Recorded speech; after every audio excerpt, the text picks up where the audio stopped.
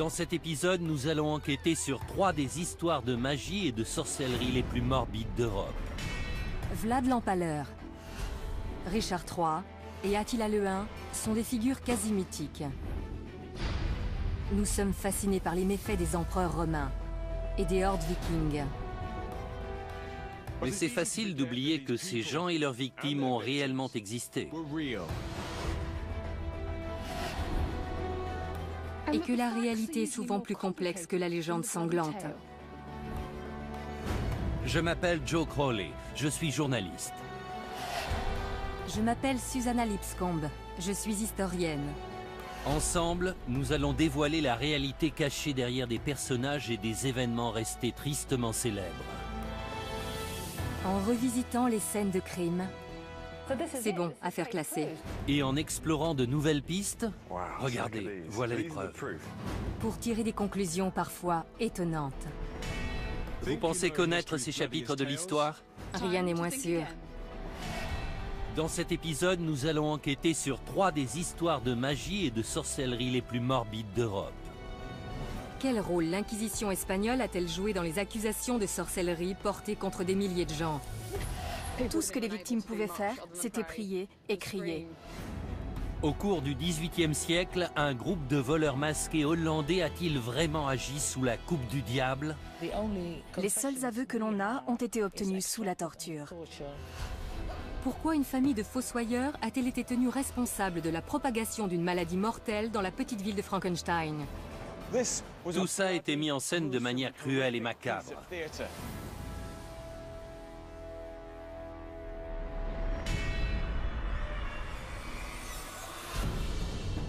Novembre 1610. 30 000 personnes se rassemblent dans le nord de l'Espagne pour assister à l'exécution d'un sabbat de sorcières. Maria de Arbourou, 70 ans, a été reconnue coupable d'être la reine des sorcières. Elle est accusée de diriger le sabbat du village de Zugarramurdi, d'avoir tué des nourrissons et de vénérer le diable. Des mois durant, Maria et le reste de son assemblée étaient aux mains de la redoutable Inquisition espagnole. Au terme de cet interrogatoire, 6 d'entre eux vont être condamnés au bûcher et brûlés vifs. Mais Maria et les autres étaient-ils réellement coupables ou étaient-ils victimes d'une conspiration de l'Inquisition? Dans un recoin des Pyrénées, à 360 km de Madrid, se trouve le village isolé de Zugarramurdi. Au début du XVIIe siècle, ce village a été la cible d'une des organisations les plus redoutées, l'Inquisition espagnole.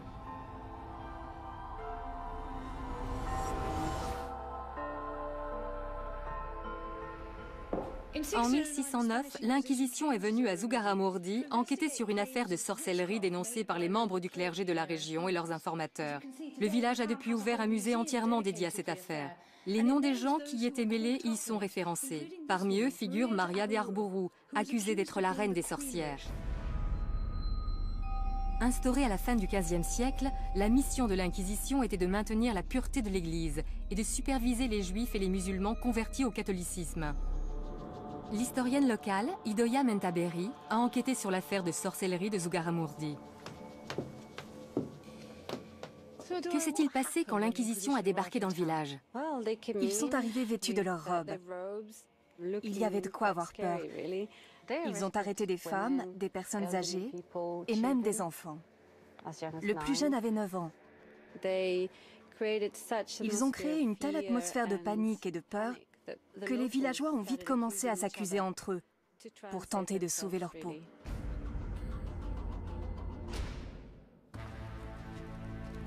Maria de Arbourou s'est retrouvée au cœur de ces accusations.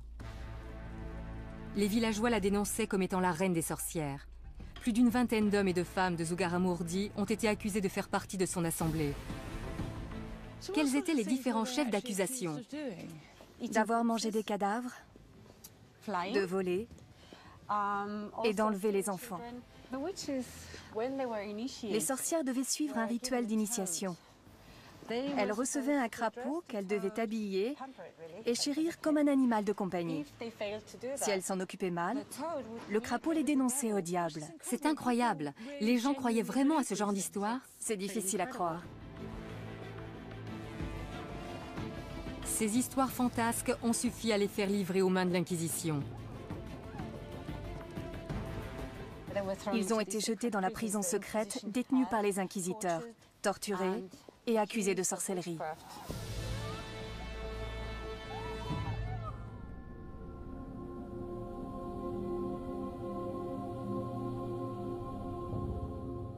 Idoia m'a décrit les terribles événements qui se sont tenus ici au XVIIe siècle.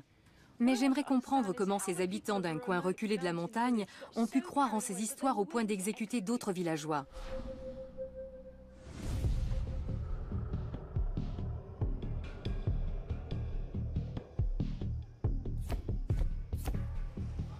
Quand on pense à l'Inquisition, on a souvent en tête des images de prêtres fanatiques vêtus de robes noires et déterminés à exterminer les hérétiques et les sorcières. Bien entendu, l'histoire est rarement aussi simple. Je me dirige vers le donjon d'Amsterdam, un site très touristique, pour y apprendre tout ce qu'il y a à savoir sur cette fameuse organisation. Pour ce faire, j'ai fait appel au professeur Thomas O'Connor, un spécialiste de l'Inquisition. Parlez-moi de Zugarramurdi. Quel rôle l'Inquisition a-t-elle joué dans ce village? Alors que la situation était déjà délicate, les inquisiteurs sont arrivés et ont mis de l'huile sur le feu. Il y a toujours eu des histoires d'accusations de sorcellerie, mais quand l'Inquisition intervenait, tout avait tendance à s'amplifier. Le nombre de dénonciations se multipliait. Un vent de panique générale se mettait à souffler. Cependant, il est intéressant de savoir que les avis sur la question étaient partagés au sein des inquisiteurs. C'est vrai? 2 d'entre eux avaient une opinion bien tranchée sur la marche à suivre, mais le 3e émettait quelques réserves. L'inquisiteur en question se nommait Alonso de Salazar Frias. C'était un avocat particulièrement cultivé. Il voulait distinguer les faits réels de ce qui relevait de l'imagination de la personne accusée de sorcellerie. Au sein même de l'Inquisition, certains parlaient déjà de pacte avec le diable, d'hérésie et de damnation. Il tenait à prendre assez de recul pour ne pas se laisser embarquer dans l'hystérie collective. Cette frénésie touchait non seulement la commune de Zugarramurdi, mais aussi les inquisiteurs présents lors des événements. À Zugarramurdi, Salazar était l'inquisiteur le moins gradé, mais sa méthode de raisonnement a tout de même eu un impact important. Il avait vu que la commune était prise d'hystérie collective et que ça les poussait à inventer toutes sortes d'histoires. Exactement. Il a introduit les notions de scepticisme et de doute dans le processus de jugement. Il a fait évoluer les poursuites pour sorcellerie en Espagne. Grâce à Salazar, les inquisiteurs étaient encouragés à ne plus se reposer uniquement sur les dires des victimes, mais à trouver des preuves concrètes avant d'emprisonner leurs suspects. Les détails sur le fonctionnement de l'Inquisition espagnole sont fascinants, mais cela ne suffit pas à résoudre l'énigme de Zugarramurdi. La sorcellerie était considérée comme un acte d'hérésie mineur. Mais malgré la présence d'un inquisiteur aussi moderniste que Salazar, plusieurs personnes ont été condamnées au bûcher.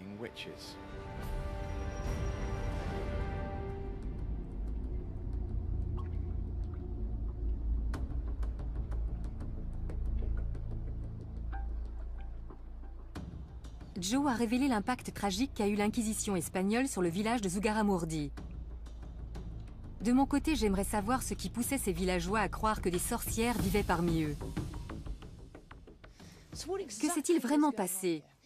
Des gens affirmaient qu'une fois la nuit tombée, des sorcières les avaient emmenés de force dans leurs repères. Il me faut plus d'informations. Les gens inventaient-ils ces histoires ou est-ce qu'elles cachent autre chose?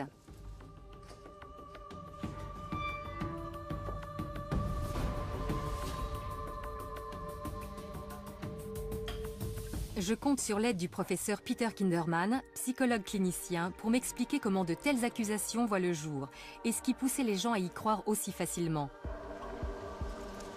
D'après les témoignages, c'est dans ces caves que les sorcières se réunissaient. Cet endroit est assez fabuleux, n'est-ce pas? C'est un site extraordinaire. L'impact d'une histoire de sorcière est tout de suite plus fort quand il est censé se passer dans un endroit comme celui-ci.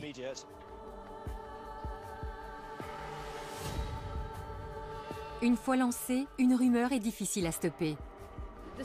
L'histoire nous dit que ces sorcières enlevaient des gens la nuit et les emmenaient dans ces caves où avait lieu leur assemblée. Mais on ne sait pas exactement ce qu'il se passait après.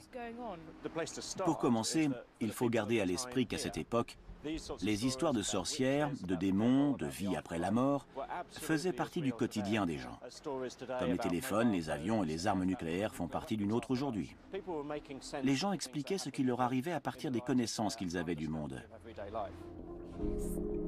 La peur d'être torturés et brûlés vifs poussait les habitants de Zugarramurdi à émettre de folles accusations sur leurs voisins.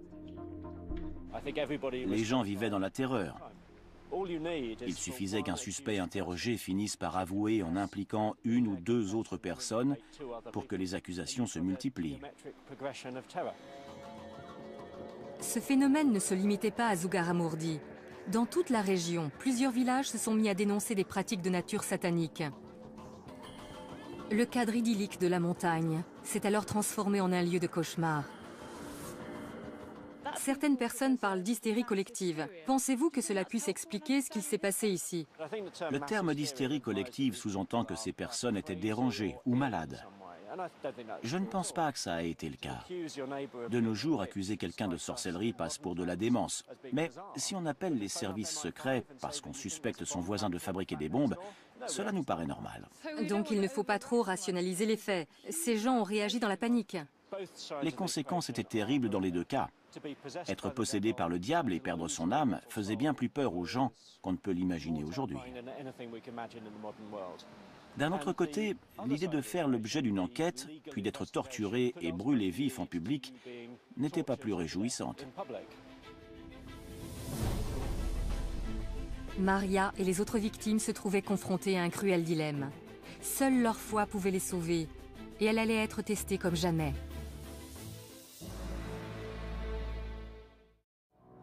L'enquête menée par l'inquisiteur Alonso de Salazar a abouti à la libération de plusieurs suspects.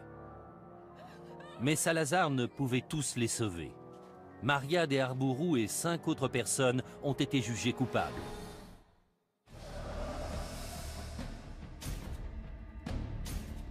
Maria et son soi-disant sabbat font partie des quelques milliers d'innocents à avoir été brûlés sur une période de 300 ans.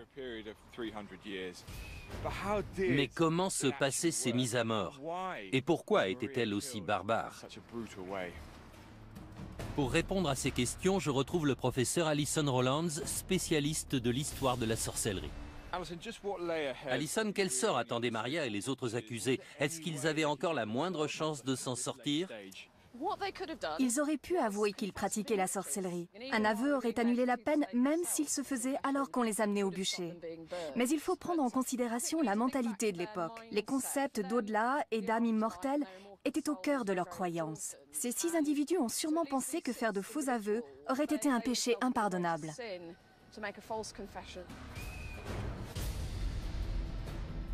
En refusant de choisir la facilité, Maria a définitivement scellé son destin.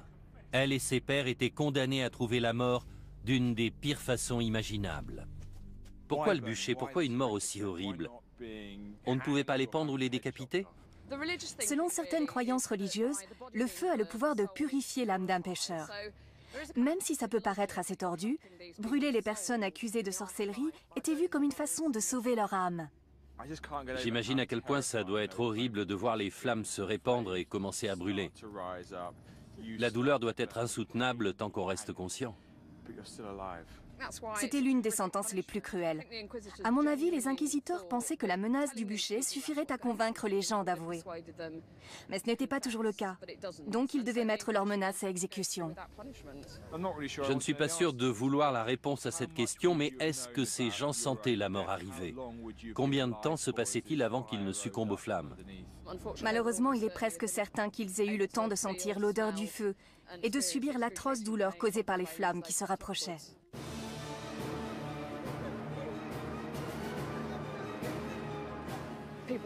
Ils étaient debout, attachés. Tout ce qu'ils pouvaient faire, c'était prier et crier.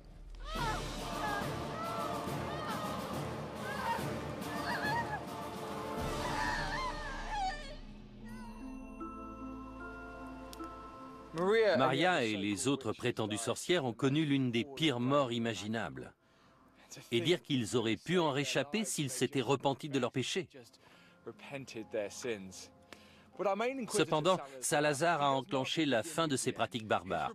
Son rapport à l'Inquisition a fait cesser les exécutions pour cause de sorcellerie en Espagne. Triste ironie du sort, les données qu'ils avaient récoltées à Zugarramurdi ont poussé l'Inquisition à gracier les sorcières du village seulement 4 ans après leur mort par le feu. «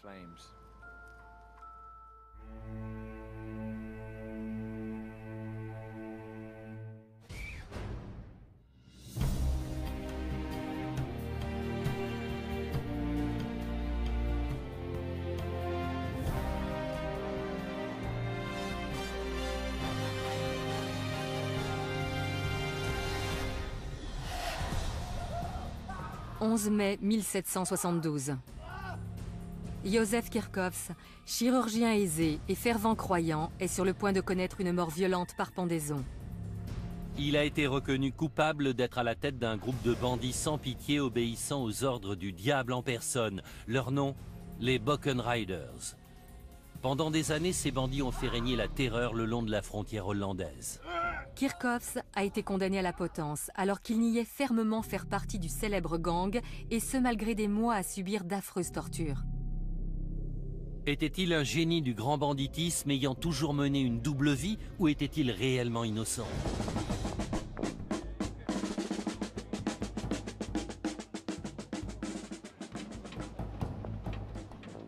Les festivités qui ont lieu tout autour de moi sont organisées en l'honneur des héros du folklore hollandais, les Bockenriders. Bockenriders signifie les cavaliers du bouc. Les représentations de ces personnages sont nombreuses.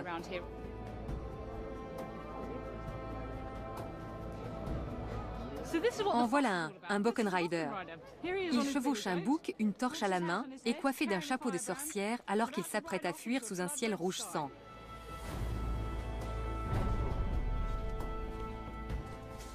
De nos jours, beaucoup de gens voient les Bockenriders comme des justiciers, une sorte de version hollandaise du légendaire Robin des Bois. Cependant, les études contemporaines les décrivent comme un violent groupe de voleurs sans foi ni loi qui n'hésitaient pas à prendre pour cible les prêtres et leurs églises. Au centre de ces récits se trouve l'arrestation du médecin local, le docteur Józef Kirchhoffs, en 1771. Il était accusé d'être à la tête de ces opérations. Mais était-il un justicier à la Robin des Bois ou un malfaiteur sous la coupe du diable ?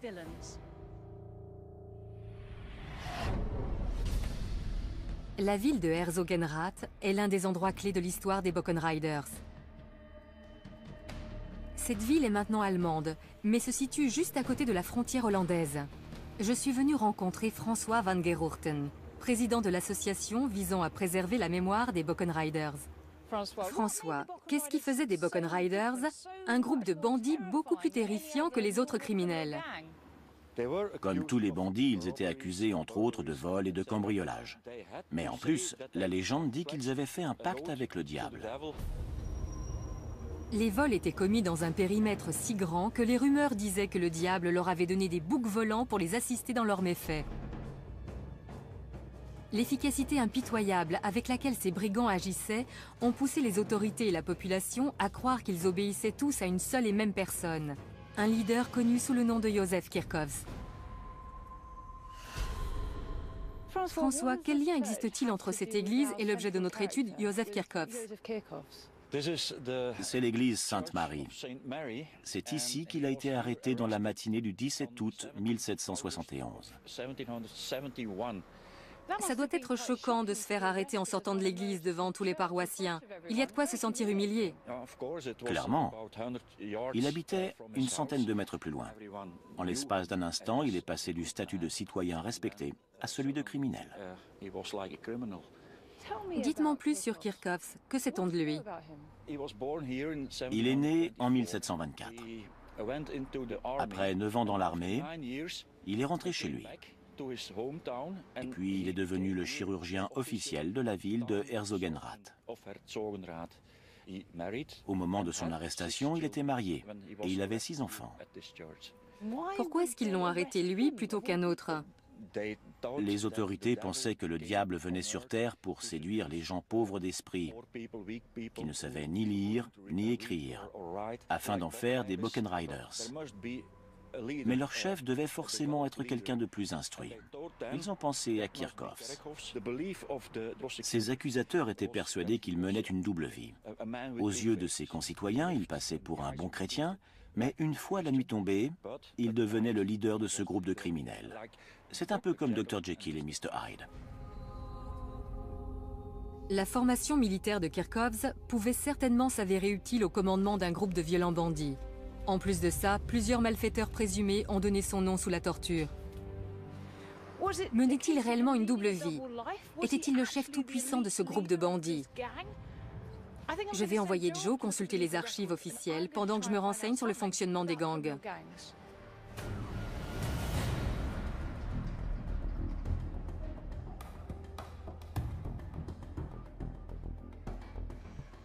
L'histoire de Joseph Kirchhoffs et des Boken Riders est empreinte de mythes et de légendes.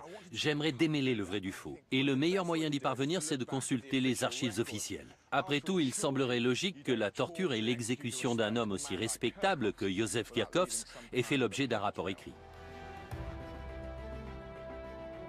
Les originaux des documents officiels concernant Kirchhoffs et les Boken Riders sont conservés à Maastricht, dans une ancienne église.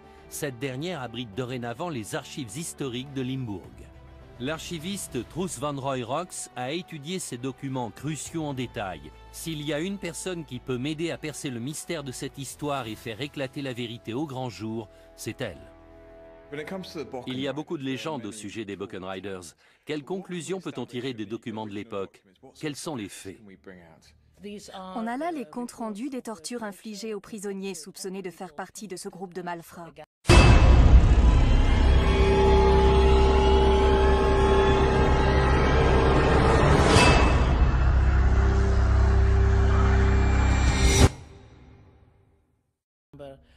Ils étaient accusés d'entrer par effraction dans les maisons, les églises et les abbayes. Mais le mystère reste entier au sujet de la réelle culpabilité des prétendus Boken Riders. Les seuls aveux que l'on a ont été obtenus sous la torture. C'est assez déroutant. On trouve ici des milliers de documents juridiques et pourtant, aucun d'entre eux ne prouve sans équivoque que Kirchhoffs ait été à la tête de ce réseau criminel. Les seules preuves sont de vagues accusations faites sous la torture. Est-ce qu'il y a des documents qui nous parlent un peu de Joseph Kirchhoffs et de son histoire personnelle? On a une description de lui dans une lettre de recommandation. Elle a été écrite en 1752, quand il était encore sergent dans l'armée. Elle dit qu'il était non seulement un chirurgien très talentueux, mais aussi un homme respecté et très croyant. Les gens n'en revenaient pas quand il a été arrêté. Ça semble un peu tiré par les cheveux qu'un homme aussi sympathique et attaché aux valeurs du christianisme se retrouve à la tête d'une cruelle organisation de malfaiteurs. Oui, il n'y avait aucune preuve concrète de sa culpabilité. Il avait seulement été dénoncé par d'autres suspects passés sous la torture. Clairement, la façon dont ces aveux ont été extirpés pose problème. J'aimerais en savoir davantage sur la nature de ces tortures. Le château où elles ont eu lieu existe toujours. On peut aller voir si vous voulez. Je visualiserai mieux. Ça ne fait aucun doute.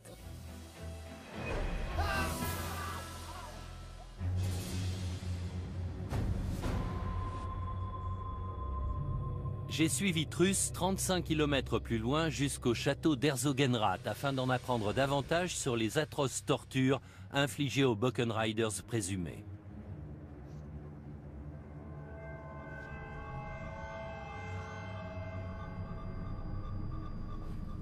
Regardez-moi tout ça. Comment ces effrayants outils étaient-ils utilisés? Il commençait avec les poussettes, d'abord sur un pouce, puis sur les deux. Vous parlez des pouces, mais il y a la place d'y mettre la main entière. Même avec une simple pression, on sent que ça peut infliger d'atroces souffrances. Et si ça ne suffisait pas à les faire parler, il passait au brodequin. Comment ça marche? Cette partie se met derrière le mollet. Celle-ci est sur le tibia. La poignée permet de resserrer la vis, ce qui réduit le tibia en miettes. Puis dans un troisième temps, ils attachaient les mains de la victime derrière son dos et le suspendaient à l'estrapade. Par les mains? Oui, et les pieds ne touchaient pas le sol. Le poids du corps tout entier tirait sur les mains. Mais c'est possible, les bras doivent immédiatement se casser, non? Oui. Ils se cassent. Les organes éclatent et les épaules se disloquent. C'est le corps tout entier qui se retrouve réduit en bouillie. Certains rapports disent qu'au bout de seulement 5 minutes, les victimes criaient « Détachez-moi, je vais parler, je vais tout avouer, je n'en peux plus ».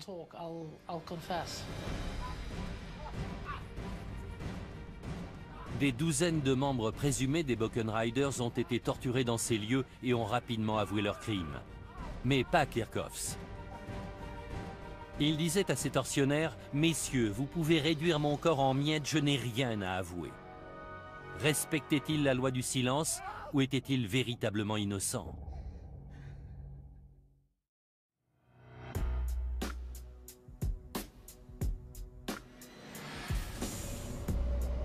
Józef Kirchhoffs n'a jamais avoué malgré les horribles tortures qu'on lui a fait subir. Aurait-il réussi à tenir sa langue jusqu'au bout s'il avait été coupable? Pour le savoir, je vais discuter avec Graham Johnson. Depuis plus de 10 ans, il enquête sur les barons du crime et les gangs sévissant actuellement. Les gangsters connaissent-ils l'identité de leur chef? Pas toujours. Les petites mains, ceux qui les recrutent et tous ceux qui occupent des postes secondaires ne savent pas forcément pour qui ils travaillent. On s'intéresse actuellement à Józef Kirchhoffs, qui était un membre respectable de sa communauté. Est-ce qu'on trouve vraiment ce genre de profil au sein d'un gang? Il arrive souvent que les chefs de gang aient une position sociale élevée au sein de leur communauté. Peu de gens connaissent l'identité de celui qui dirige actuellement la pègre locale. Si vous le rencontriez, vous ne penseriez pas une seconde qu'il est impliqué dans un gang. C'est un homme respectable, poli, cultivé, et pourtant, il est à la tête d'une organisation criminelle qui compte des centaines de membres et génère des centaines de milliers d'euros par an. Ils sont impliqués dans des affaires de drogue, de fraude fiscale, de vente d'armes et même de meurtre. Donc même l'homme le plus respectable d'une communauté peut travailler pour une organisation criminelle. Tout à fait. Ce sont des gens qui ont le sens des affaires, savent diriger et sont des gens en position de pouvoir. Ils font des chefs de gang idéaux. Ce principe est valable aussi bien en Angleterre aujourd'hui qu'en Allemagne il y a 200 ans.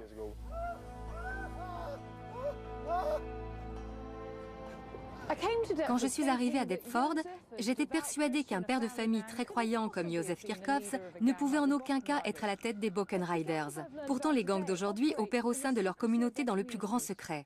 Si Józef pouvait garder le silence sous la torture, peut-être était-il capable aussi de mener de front une vie de famille et la direction d'une organisation criminelle.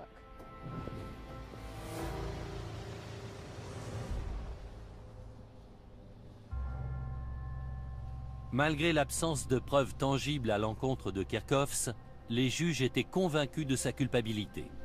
Après des mois de torture, le verdict est finalement tombé. Il a été condamné à mort. Sa sentence a été prononcée oralement dans cette pièce. Juste ici. Ici même, oui. C'est vrai? Il a été condamné à la pendaison pour 9 cambriolages. C'est tout ce qu'ils ont trouvé à lui reprocher après toutes ces tortures. 9 cambriolages sur une période de 9 ans. Rien à voir avec le casier judiciaire d'un baron du crime. Est-ce qu'on sait comment s'est déroulée l'exécution? Oui, on a le compte-rendu détaillé. Je vous le lis. Ils ont alors conduit Kirchhoffs sur la place publique où la potence avait été érigée. À 11 h du matin, le bourreau lui a passé la corde autour du cou. D'une voix tremblotante, il a crié « Jésus, j'ai vécu pour toi, je meurs pour toi ».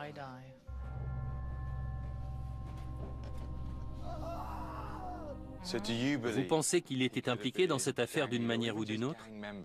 Il est vraiment très peu probable qu'il ait pris part à leurs activités. Il n'y a pas la moindre preuve de son implication.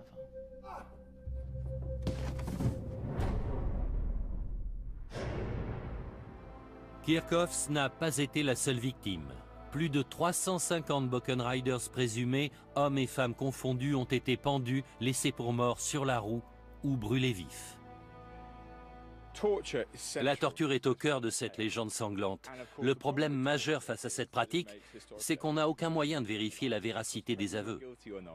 Bon nombre de personnes victimes de telles souffrances finiraient par cracher le morceau, qu'ils soient réellement coupables ou pas.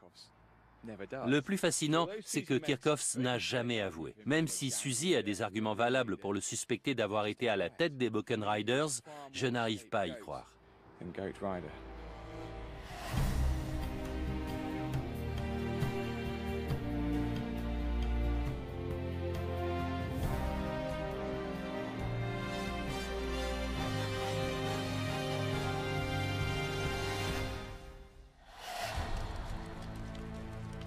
« 26 septembre 1606. Depuis des décennies, Wenzel Forster et sa famille sont les fossoyeurs de leur commune. Mais ce jour-là, c'est à leur porte que la mort a frappé. Forster, sa femme et ses domestiques vont être torturés puis brûlés vifs pour avoir répandu une épidémie meurtrière ayant causé la mort de plusieurs centaines de personnes. Ils étaient aussi accusés de cannibalisme, de nécrophilie et d'être les serviteurs du diable. Forster et sa femme ont-ils vraiment commis ces crimes sataniques? Ou ont-ils été victimes des préjugés et de la panique ambiante?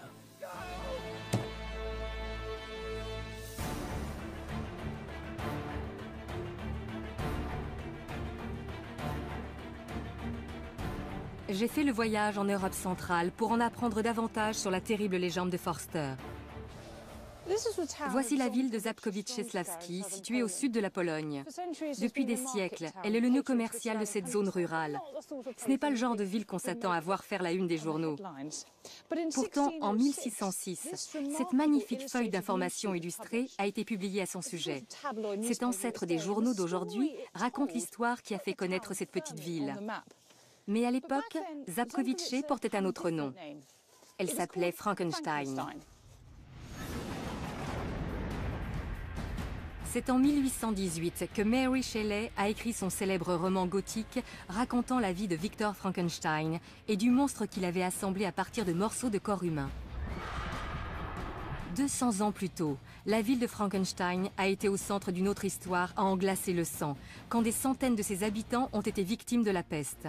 Le bulletin illustré ne parle pas seulement des victimes, mais aussi des gens supposés être à l'origine de cette épidémie. La propagation de l'épidémie a été entièrement reprochée à une famille de fossoyeurs qui s'occupait du cimetière de la ville. Ce récit relate une incroyable histoire d'empoisonnement, de vol et de magie noire.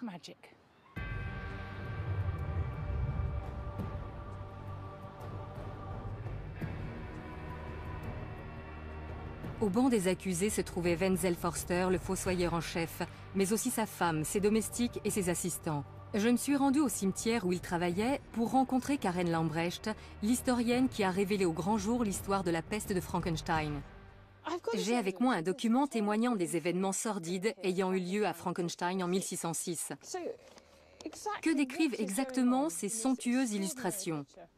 Eh bien, on y voit les fossoyeurs en train de disperser le poison qui a causé l'épidémie. Forster a été accusé d'étaler une pâte faite à base de restes humains sur les poignées de porte du village afin de répandre la maladie. Mais ces allégations ne s'arrêtaient pas à celles d'empoisonnement. Que signifie cette image? Il n'était pas seulement accusé de tentative d'empoisonnement, mais aussi de meurtre rituel et de vol. Là, on voit un fossoyeur dévorant un enfant. C'est du cannibalisme. Ils maltraitaient les cadavres. Ils extrayaient les fœtus morts du ventre des femmes enceintes. Aucun détail n'est épargné. En tant que fossoyeur de la ville, Forster était chargé d'enterrer les victimes de la peste. Son accès immédiat aux cadavres a poussé les villageois à croire facilement à ses accusations. Ce que Karen vient de me dire est à la fois surprenant et choquant.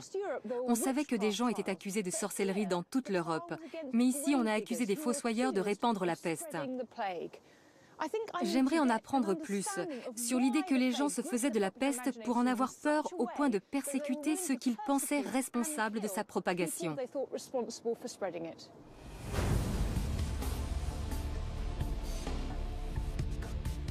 Je suis à Londres où 100 000 personnes sont mortes de la peste 60 ans après l'épidémie de Frankenstein. Je retrouve le professeur Robert Jout, un historien médical, à l'église Saint-Bride où reposent des centaines de victimes de la peste. Robert, pouvez-vous m'en dire un peu plus sur la peste? Sait-on combien de victimes elle a fait à Frankenstein? D'après les rapports de l'époque, il y a eu environ 1500 décès. C'est un chiffre assez élevé. Un quart de la population a trouvé la mort en l'espace d'1 ou 2 semaines. La mort était fulgurante. Et elle frappait sans prévenir, n'est-ce pas? C'est ça. Dans certains cas, les gens se levaient le matin comme si de rien n'était, puis mouraient dans la journée. C'est une mort aussi terrible que soudaine. Les gens en étaient terrifiés. Dans ces conditions, les victimes ne pensaient pas s'être assez préparées au jugement dernier. Ça les effrayait plus que tout. Quand la peste frappait, les églises débordaient de demandes d'inhumation. Il était impossible d'enterrer tout le monde convenablement. Regardez ça.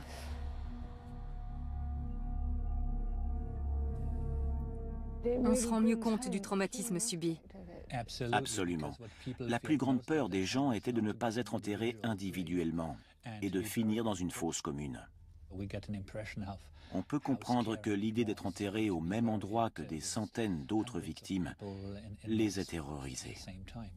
Il n'était plus qu'un corps sans identité. Exactement. Les ossements sont éparpillés un peu partout. C'est typique d'une fosse commune creusée lors d'une épidémie de peste au XVIIe siècle.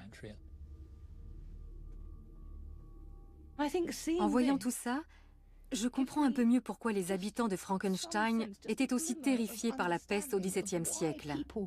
Ce genre de perspective peut facilement pousser les gens à s'en prendre aux potentiels responsables du désastre. Mary Shelley a rendu le nom de Frankenstein mondialement connu. Mais les événements qui ont eu lieu dans la ville auraient aussi pu suffire à inscrire ce nom au panthéon de l'horreur.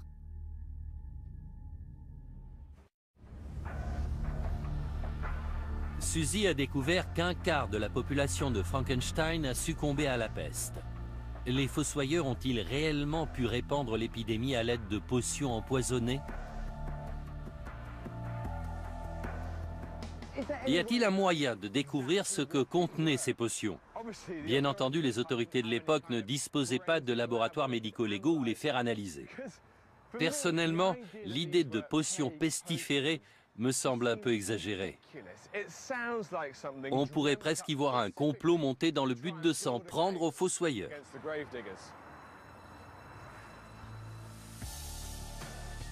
Les voisins de Forster étaient persuadés qu'au lieu d'enterrer les morts, ils se servaient de leurs cadavres pour concocter une potion donnant la peste. C'est génial ici. Je vais m'entretenir avec le chercheur Jürgen Mischke pour découvrir ce que fabriquaient les Forster.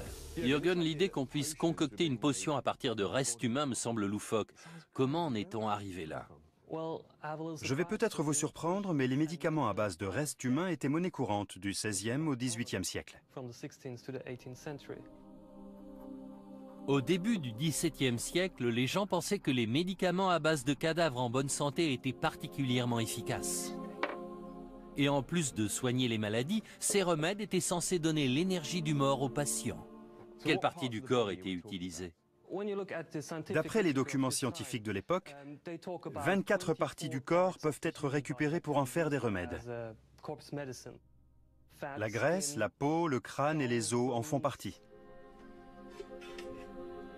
Les os étaient réduits en poudre et la peau bouillie pour en faire des médicaments contre toutes sortes de maux tels que l'épilepsie ou les migraines. Forster était-il le fournisseur de Frankenstein? D'où provenaient les cadavres? Il fallait aller voir le bourreau. Il avait tous les droits sur le cadavre des gens qu'il exécutait. C'était la seule façon de se procurer un corps jeune et sain. C'était un revenu complémentaire non négligeable pour les bourreaux. Il est possible que certains fossoyeurs aient voulu en profiter aussi. Est-ce que ces potions pouvaient aussi servir à répandre une maladie? Les autorités avaient interdit tout remède fait à partir du corps d'un malade ou d'une personne âgée parce qu'ils savaient que c'était plus risqué. Mais les fossoyeurs ont peut-être transgressé cette règle sans savoir que cela représentait un réel danger pour les patients. Quand on se fournit illégalement chez un fossoyeur, il y a forcément plus de risques. C'est fou de penser qu'on se soignait avec des restes humains. Si on y réfléchit un peu, le but est d'aider quelqu'un à survivre grâce au corps de quelqu'un qui est déjà mort. Les transfusions sanguines et les transplantations d'organes suivent aussi cette logique. C'est fascinant. Moi qui pensais que cette histoire avait été fabriquée de toutes pièces pour se débarrasser des fossoyeurs, et finalement j'apprends que la médecine actuelle fait appel aux mêmes méthodes. Officiellement, les fossoyeurs ne devaient pas être autorisés à fabriquer ce genre de remède. Mais cette éventualité ne semble plus aussi extravagante qu'avant. De plus, la fabrication de remèdes de cette nature faisait clairement d'eux les coupables idéaux.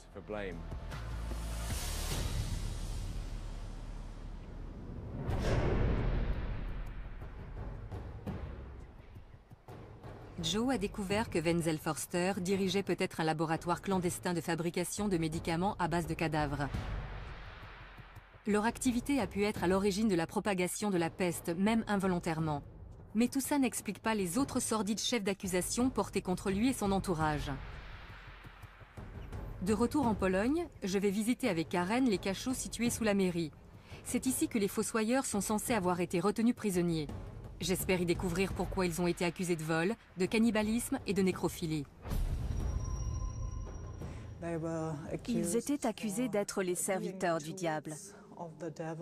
Il leur aurait ordonné de répandre le poison pour annihiler la population. Ils avaient surnommé les fossoyeurs les chiens de chasse du diable. Les fossoyeurs étaient souvent marginalisés par le reste de la population qui les associait à la mort. Cela faisait d'eux la cible facile d'accusations macabres. Ça paraît invraisemblable. Qu'est-ce qui poussait les gens à croire que les fossoyeurs étaient capables de telles horreurs? Comme ils vivaient dans un climat de terreur, les villageois étaient à cran. Les autorités locales se devaient d'agir. En plus de Forster et sa femme, 6 autres personnes ont été arrêtées et accusées de répandre la peste. Avec la communauté tout entière convaincue de leur culpabilité, ils n'avaient aucune chance de s'en sortir. Frankenstein voulait leur mort. Les autorités tenaient à obtenir des aveux de la part des fossoyeurs ainsi que les noms d'autres membres de leur famille impliqués. Les tortures qui leur ont été infligées pendant l'interrogatoire ont fini par les faire craquer. Le trajet vers l'endroit de leur exécution a débuté ici, dans les cachots de la mairie où Forster et les autres avaient été emprisonnés et torturés. Ensuite, ils ont été transportés à travers toute la ville, installés en évidence sur une charrette pour que la population assiste à leur sentence et sache ce qui arrive aux gens coupables de tels crimes. Après tout, le but de cette mise en scène cruelle et macabre était d'être vu par le plus grand nombre possible d'habitants. Tout Frankenstein tenait au bon déroulement de cette exécution. Ils étaient persuadés que la mort de Forster et de son entourage mettrait un terme aux ravages de la peste. Voici les anciennes frontières de la ville. Les douves se trouvaient ici. Au moment où Forster et les autres les traversaient, ils étaient déjà couverts de blessures. En plus des châtiments corporels, ils subissaient une véritable humiliation publique. Forster avait non seulement empoisonné ses voisins, mais aussi trahi son serment de servir la communauté. Déjà accablés par leurs blessures, les Forster ont fini par arriver ici, en dehors des limites de la ville, sur la colline des Potences. À ce moment-là, ils devaient espérer que leur heure est enfin sonnée. Ce n'était pas le cas. On a d'abord coupé les mains droites de Forster et de son assistant. Ensuite, les mains ont été clouées au pieu où ils seraient attachés pour mourir. Puis, pour le crime de nécrophilie, l'assistant de Forster a été castré. Prochaine étape, le bûcher. Forster et 3 autres fossoyeurs ont été attachés à des pieux. Les feux ont été allumés tout autour d'eux pour qu'ils meurent brûlés vifs.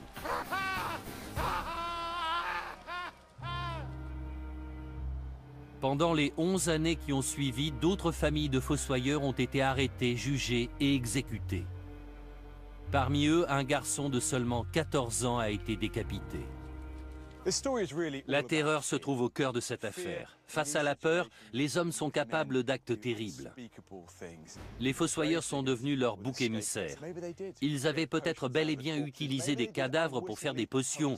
Ils ont peut-être même involontairement propagé l'épidémie. Mais ce genre de remède était courant à l'époque. Beaucoup de gens les utilisaient dans l'espoir de guérir. Les habitants de Frankenstein ont fait preuve d'une hypocrisie presque barbare en se retournant contre les fossoyeurs. Leur sentence a été irrévocable.